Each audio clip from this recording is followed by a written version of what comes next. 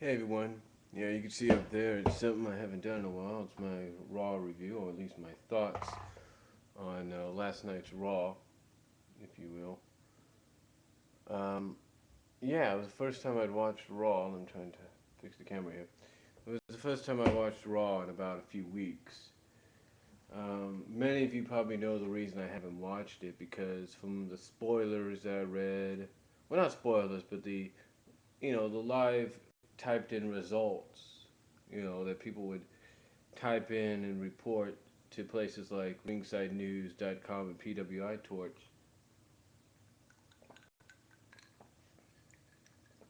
Um, just by reading them, I was kind of like, oh, great, you know. But when the word got out that Vince McMahon was going to be there and it was going to be 3 hours, I figured, you know what? It's my first Monday back since being on vacation. Might as well see what's going on. So I tune into Raw, and it's actually pretty good. I'll give them that. It's actually pretty good. We have some decent matches, interesting developments. Really, an, a really intriguing and interesting Raw. I will say that. Basically, we start out with John Laurinaitis and Vince McMahon and Sheamus, and you could tell right off the bat that there's something's going on here with Vince and Laurinaitis. Laurinaitis is in this position that he was like basically after Extreme Rules and everything. He's basically in a position where he's going to probably lose his job. And basically, you could tell that he doesn't like the idea that he's going to probably be tossed out of the possibility of having power and control. Now,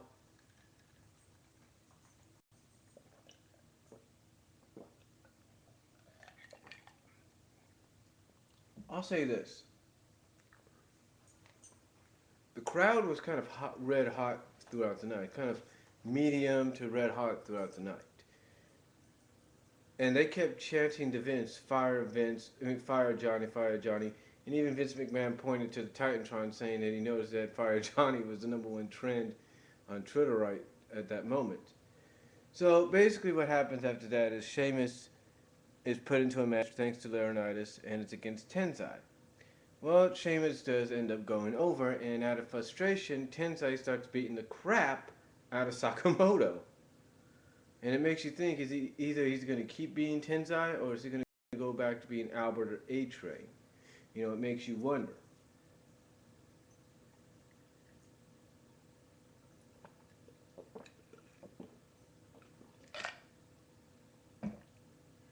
And then we find out we're going to have a number one contenders match. A match actually suggested, not made, let's put it that way, suggested by Teddy Long. And that was Christian, Dolph Ziggler, Great Khali, and Jack Swagger. And we get that match later on. We did get some other matches in between. We had Santino and Layla lose to Beth and Ricardo. That's right, Ricardo. Um, what else did we have? Trying to think. We had, like I said, we had the Fatal 4-Way. Dolph Ziggler won that, so he's going to face Sheamus. And the reason for that is due to the fact that Del Rio has a concussion. So Del Rio is out, Ziggler is in. Sin Cara ended up beating Kurt Hawkins. Kofi Kingston ended up getting destroyed mostly throughout his steel cage match with the Big Show. I mean, he did put some offense in, but not enough.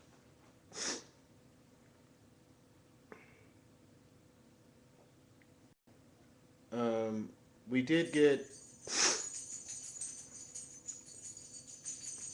We did get a promo, a segment with AJ, CM Punk, Daniel Bryan, and Kane. This led to a match being made by Laurinaitis, where it would be CM Punk and AJ against Kane and Daniel Bryan. Um,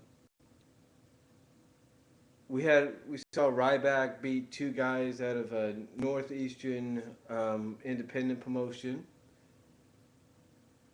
and you could tell the fans are starting to get behind Ryback a little bit, but it's going to take a lot more. You know, again, they are getting behind him. You could hear them cheering and everything, but you still hear people chanting Goldberg instead of Ryback. So after that, you know, Vince, he did appear throughout some segments throughout the night.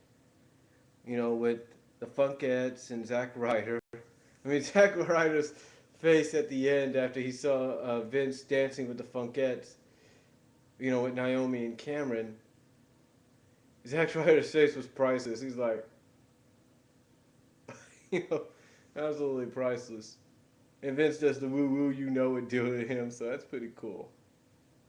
Um, anyway, overall it was a decent Raw. I mean, yeah, Vince kind of telling Otunga, hey, I don't like lawyers, I don't like suck ups and everything. He doesn't like people kissing other people's ass, and then he kind of turns around and says, no offense, and then you see William Regal, kind of reminiscing of what happened 11 years ago.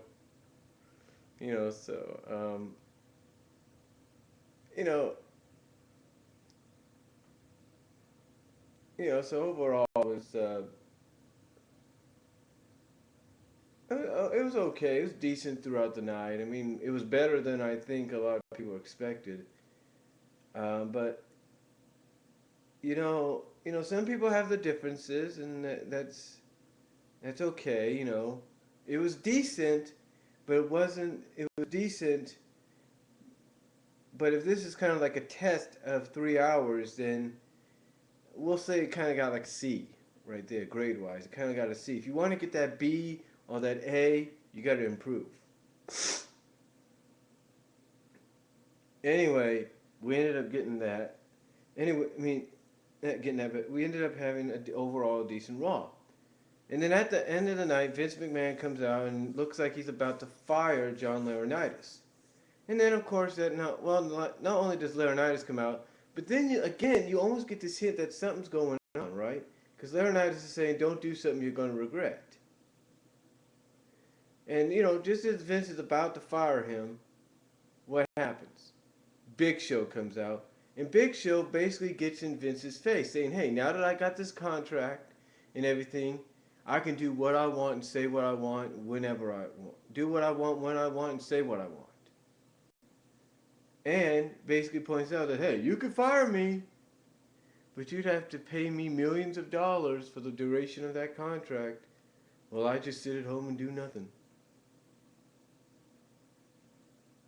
And that was another thing Vince brought up, because that during Laurinaitis' run, we've had lawsuits put against WWE by Brock Lesnar and his company. And we've had Laurinaitis pay out Big Show a ridiculous amount of money with an ironclad contract and a bonus. Which obviously you could tell that Vince doesn't like and the board of directors doesn't like. Anyway, basically after Big Show gets in Vince's face and explains to him that now that he has all this, he has all this, that he no longer has to entertain and be part of Vince's dog and pony show. Now, I want you to keep that in mind. He said Vince's dog and pony show. And then he goes on to basically shoot, and basically, if you think about it, he did sort of a worked shoot, if you will, with Vince there. Not just mentioning of all the gimmicks and stuff Vince made him go through and do, but also work shooting on John Cena. Well, of course, this brings out John Cena, and John Cena's like, okay, you're saying you never got to be a giant. I got news for you. You've always been a giant. You've always been 7 feet tall. You've always been 500 pounds. You've always been the world's largest athlete. What more do you want? And then he basically was like, well, finally, basically the point that John gets to is that he figures out finally that Big Show only wanted control, always wanted to have complete control over everything, wanted absolute power. Well, he's now got it, if you will, in some ways. But he did bring up a good point that if Big Show doesn't win on Sunday, where does Big Show go from here? What excuses does he have? Well, if they're penciling in Big Show to face CM Punk at SummerSlam, yeah, Big Show could lose on Sunday, but he could still end up getting a match with CM Punk. But we'll see what happens.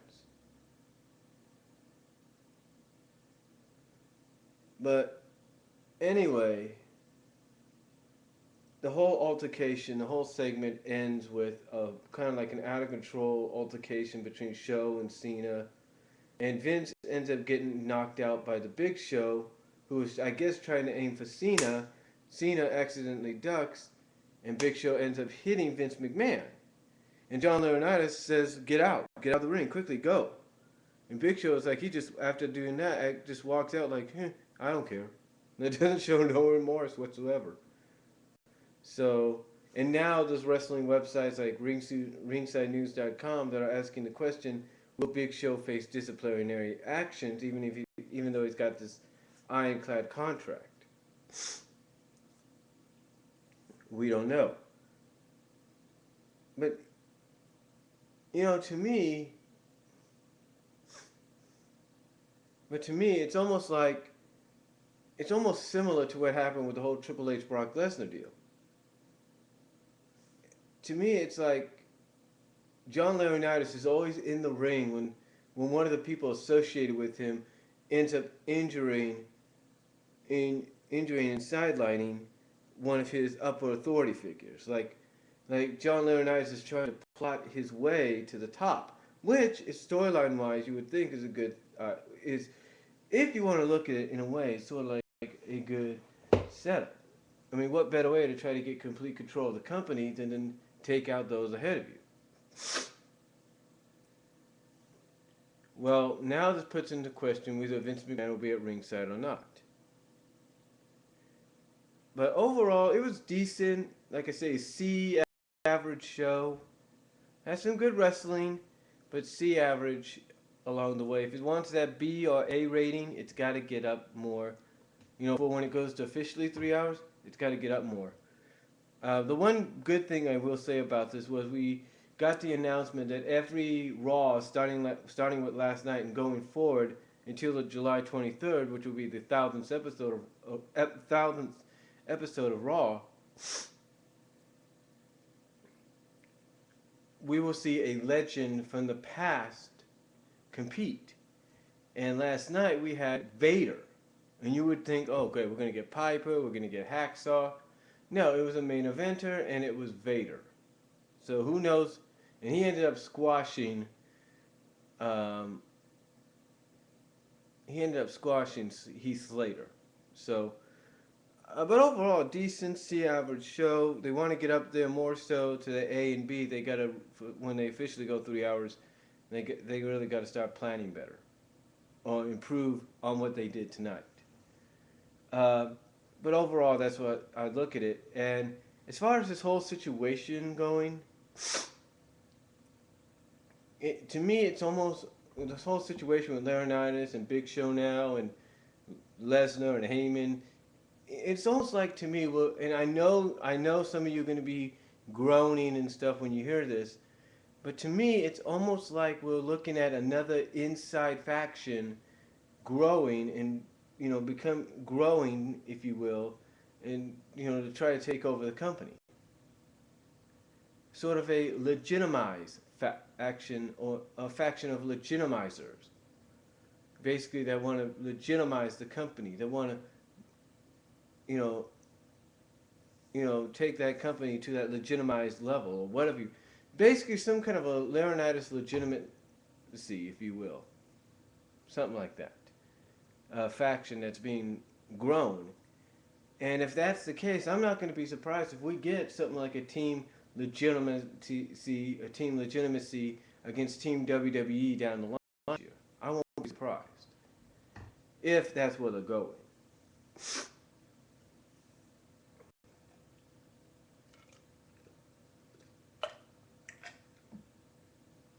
But overall, decent C average show.